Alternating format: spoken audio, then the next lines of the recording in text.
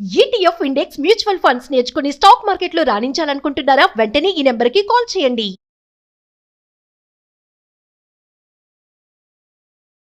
నమస్తే రమ్మగారు. నమస్తే జయ.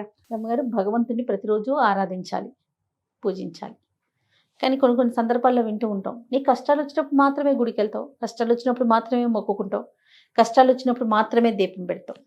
ఇలాంటి మనుషులను కూడా చూస్తూ ఉంటాం కదండి. ఎలా మనం అంటే ప్రతిరోజు పూజించాలి అనే విషయాన్ని ఎలా తీసుకెళ్ళాలి? కాదు జయ, మనం ఒక కారులో వెళ్తున్నాం, ఏవో ఎఫ్ఎం పెడతాం, అది మోగేస్తుంటుంది, వాళ్ళు ఎవరెవరో ఏంటేటో కబుర్లు చెప్పేసుకుంటుంటారు, పుస్తకం చదువుకుంటుంటాం వారు, కొంతమంది ఫోన్తో ఆడుకుంటారు, ఎవరితోటో చాట్ చేస్తూ ఉంటారు. ప్రతి ప్రయాణంలో మనం ఇదే కదా చూస్తాం. నలుగురు ఉంటే నాలుగు రకాలు, నలుగురు నాలుగు రకాలు, లేదా వీళ్ళే ఏదో కబుర్లు చెప్పుకుంటారు, నవ్వుతారు, తాగుతారు, తింటారు, తుళ్ళుతారు, కేరింతలు కొడతారు. సడన్గా కారులో గోతులో పడింది, వెంటనే ఏమంటారు? దేవుడా దేవుడా దేవుడా దేవుడా అనరా? ఖచ్చితంగా గోతులో పడ్డారు. ఎవడో ఒకడొచ్చి ఇంకో ఏదో పెద్ద బండివాడు వచ్చి ఈ గోతులో ఉన్న బండిని పైకి లాగాడు. వెంటనే కార్లు దిగుతారు వీళ్ళు, ఒక్కొక్కళ్ళు కేరింతలు కడతారు, నవ్వుతారు, దండాలు పెట్టేస్తారు. దేవుడా నువ్వు ఉన్నావు, మమ్మల్ని రక్షించావు, నా ప్రార్థన మొరాలకిచ్చావు అంటారు. మళ్ళీ కారు ఎక్కుతారు. ఒక 5-10 నిమిషాలకి సేపు ఇదే మాట్లాడుకుంటారు. గుండె పగిలిపోయింది, గుండె ఆగిపోయింది, అమ్మో మా అమ్మని గుర్తొచ్చింది, మా నాన్న గుర్తొచ్చాడు, నాకు టెన్షన్ వచ్చేసింది, నా పిల్లల్ని వదిలేసి వచ్చాను, ఇవి మాట్లాడుకుంటాం. ఒక అరగంట 20 నిమిషాల తర్వాత మెల్లిగా అంతా సర్దుమడుగుతుంది, ఆకలిస్తూ ఉంటుంది. ఎక్కడో బ్రేక్ఫాస్ట్కో లంచ్కో డిన్నర్కో ఆగుతారు, అది తింటారు.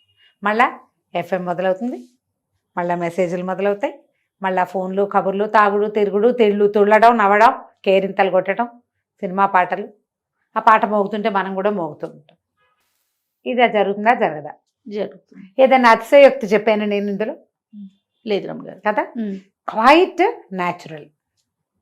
మన జీవితం మామూలుగా సాగిపోతున్నప్పుడు మనకి భగవంతుడి మీద అతీతమైన శక్తి మీద ఏ ఐడియా, ఆలోచన, అవగాహన, ఆస్థ, ఆసక్తి ఉండవు.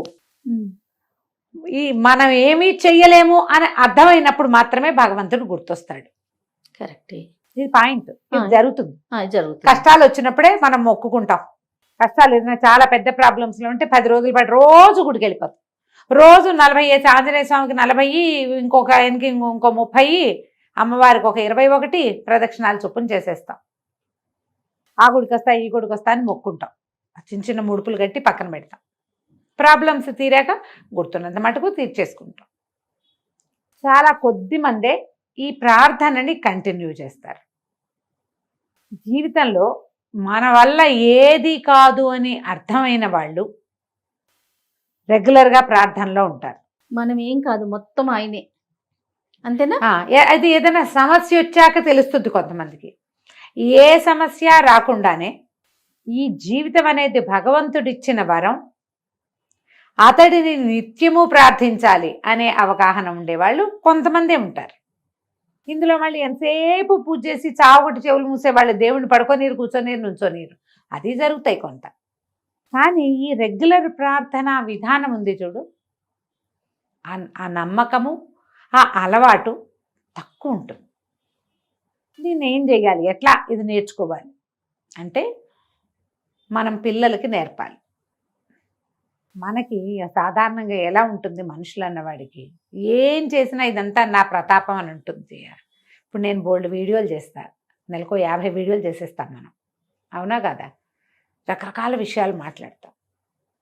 నువ్వు నన్ను అడుగు రామగారు ఇవన్నీ మీకు ఎలా తెలుసు అంటే, నేను చిన్నప్పటి నుంచి చదువుకున్నాను, చిన్నప్పటి నుంచి చాలా పుస్తకాలు ఉన్నాయి మా ఇంట్లో, లోకజ్ఞానం ఉంది నాకు, మాది పల్లెటూరు, మేము బోళ్ళంతమంది అక్క చెల్లెళ్ళం, ఫ్యామిలీలు పెద్దవి, ప్రపంచాన్ని చూడడం వల్ల నాకు ఈ జ్ఞానం వచ్చింది, ఇది వచ్చింది, అది వచ్చింది, ఇది వచ్చింది చెప్తా. వీటన్నిటికీ ముందు ఒక వాక్యం ఎప్పుడు చెప్తానే జయ, నేను భగవంతుడు ఇచ్చిన అవకాశం. అవును, ఇంత దాన్ని నేను సంపాదించుకోలా, మా ఇంట్లో పుట్టడం నా ఛాయిస్ కాదు, ఈ మొత్తానికి కారణమైన మా ఇంట్లో నా పుట్టకుంది చూడు, అది భగవంతుడు ఇచ్చిన అవకాశం. ఇంతమంది గెస్టులు ఉంటే సుమన్ టీవీలో కథలు చెప్పే అవకాశం నా ఒకదానికే రావడం భగవంతుడు ఇచ్చిన అవకాశం. దాన్ని అందిపుచ్చుకుని నేను ఏదో చేస్తున్నా, చేతనైంది. ఈ బేసిక్ పాయింట్ ఉంది చూడు, దైవానుగ్రహం వల్ల ఇది జరిగింది, తర్వాత నేను అప్పుడు నన్ను ఎవరో పట్టుకున్నారు, నేను చెరులో మునిగా, పైనుంచి పట్టుకున్నాడు ఒకడు, కాళ్ళు చేతులు ఆడిస్తా నేను. ఇప్పుడు నేను అది చేస్తున్నా, నన్ను పైనుంచి పట్టుకున్నవాడు ఎవడు? నేను నా గొప్ప చెప్పటల్లా, నా సంగతి చెప్తున్నా మీకు. ఎవరైనా ఇంతే. నువ్వు పెద్ద వ్యాపారవేత్తవి, 500-600 మంది నీ కుటుంబాలు నీ కంపెనీ మీద ఆధారపడి ఉన్నాయి. ఇంతమందిని చూసుకునే అవకాశం నీకు ఇచ్చాడు భగవంతుడు. మన సుమన్ టీవీ సంస్థలోనే 400-500 మంది ఉద్యోగులు ఉన్నారు. రోజుకి కొన్ని కోట్ల వ్యూస్ వస్తుంటాయి మనకి, 100 కొద్దీ వీడియోలు చేస్తాం. ఎక్కడి నుంచి? ఈ ఎంటర్టైన్మెంట్ ద్వారా ధన సంపాదనకి భగవంతుడు అవకాశం ఇచ్చాడు కంపెనీకి. ఇది ఒక బేసిక్ పాయింట్. దీన్ని రోజు మనం డబ్బు కొట్టుకుని చప్పట్లు చెప్పక్కర్లా, ఇక్కడ ఇక్కడ ఉంచుకోవాలి. ఈ రెండు మన ఆత్మతోటి అనుసంధానం అయ్యి ఉంటాయి. ఇదంతా నా ప్రతాపమే అనుకుంటే టంగ్ మన ఒక మొట్టికాయ పడుతుంది. ఈ మొట్టికాయ ప్రపంచానికి కనబడపోయినా మనకి తెలుసు, మనకే తగులుతుంది కదా, మనకు తెలుసు కదా, మనకే బొప్పి కట్టిద్ది మనకే బొప్పి కడుతుంది. కాబట్టి ఆ లోపల గనక అది తెలివిడి ఉంటే ప్రార్థన ఆటోమేటిక్గా జరుగుతుంది.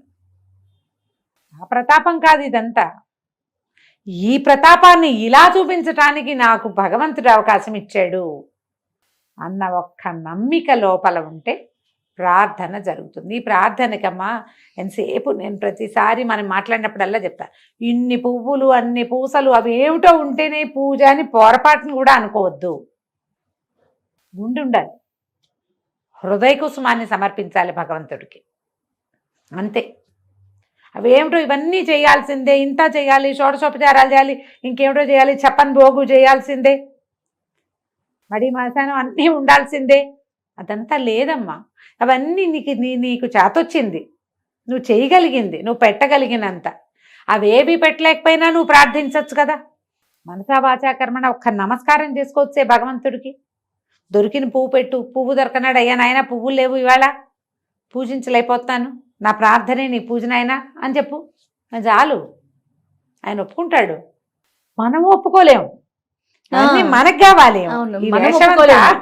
ఈ వేషమంతా మనకు అవసరం, భగవంతుడికి ఏమక్కర్లేదమ్మా. అవి నీ లోపల అహంకారం లేని నీ మనసు భగవంతుడికి కావాలి. పైకి నువ్వేం మాట్లాడినా సరే, నీ లోపల ఏమున్నావు, నువ్వు ఎలా భగవంతుడి దగ్గరికి వెళ్తావు, ఇదే ఇంపార్టెంట్.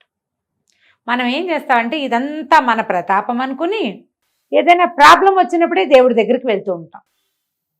ఇప్పుడు మన కంపెనీ ఉంది, కంపెనీ దృష్టిలోనే చెప్పుకుందాం, ఏదో ఒక ఉద్యోగం చేస్తున్నాం, రోజువారీ బోళ్ళని చేసేస్తారు పనులు అంతా, కర్మచారులు ఉన్న పని వాళ్ళు అందరూ కూడా, ఆఫీస్లో ఉన్నవాళ్ళు, స్టూడియోలో ఉన్నవాళ్ళు. ఏదైనా ప్రాబ్లం వస్తేనే ఎండి దగ్గరికి వెళ్తాం, అంతేగా, ఒక తాత్కాలిక ప్రయోజనం కోసం వెళ్తాం. కానీ నిజానికి ఈ కంపెనీ ఎవరిది? అయింది. రోజువారీ ఆయన మన మధ్య లేడు, మనమేం ముట్టుకోకర్లా ఆయన్ని. 2-3 నెలలకు 5-6 నెలలకు ఒక్కరోజు ఆయన అవసరపడుతుంది మనకి, అత్యవసరం. ఇవి ఆయనతో మాట్లాడితే కానీ సార్ట్ అవుట్ కాదు. అంటే ఆ ఒక రోజుకేనా ఆయన? కాదుగా. ఈ మొత్తం కంపెనీ నడిపే అసలు కదా సూత్రధారి ఎవరు? అతనే కదా. అవునా? అవునండి. ఆయనతో మాకే సంబంధం అంటామా మనం? దేవుడు కూడా అంతే కదమ్మా. ఈ 400-500 మంది కంపెనీని నడిపే ఎండీకే ఈ మొత్తం అందరి మీద కంట్రోల్ ఉంటే ప్రపంచాన్ని జగన్నాటక సూత్రధారికి ఉండదు? ఆయన కంట్రోల్లోనే ఉన్నాం కదా మనం. ఏమైనా చూపించకుండా ఆయన కనపడకుండా చేయగలమా? అసలు చేయలేం కదా. కాబట్టి లోపల తెలుసుకోండి. ప్రాబ్లమ్స్ వచ్చినప్పుడే దైవారాధన చేస్తాం అనే ఆలోచన మానండి, అది మంచిది కాదు. మీరు రోజువారీ సరిగ్గా బిహేవ్ చేయకుండా సడన్గా ప్రాబ్లం వచ్చినప్పుడు నేను అద్భుతంగా ఉంటానంటే అదంతా లెక్కించబడదు, అది లెక్క పెట్టబడదు. ఇదే లెక్క పెట్టబడుతుంది, నీ బ్యాడ్ బిహేవియరే కనపడుతుంది. ఇవి పెద్దవైపోతాయి, ప్రాబ్లమ్స్ ఎక్కువ అవుతాయి. అది చేయొద్దు అట్లా. మీ మీద డిసిప్లినరీ యాక్షన్స్ అవి తీసుకుంటే మీరు చేయగలిగేది ఏముంది కదా.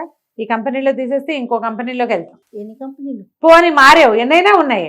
భగవంతుడి కంపెనీయో అది ఒకటే కదా. ఈ ప్రపంచం ఒకటే ఉంది కదా. ఇందులోంచి ఇచ్చేడాక నువ్వు దిగినాశెళ్ళిపోయి పోవటమే, అంతే, ఇకేం లేదు. అందుకని నిత్యం ప్రార్థన చేసే విధానాన్ని ప్రాక్టీస్ చేయండి.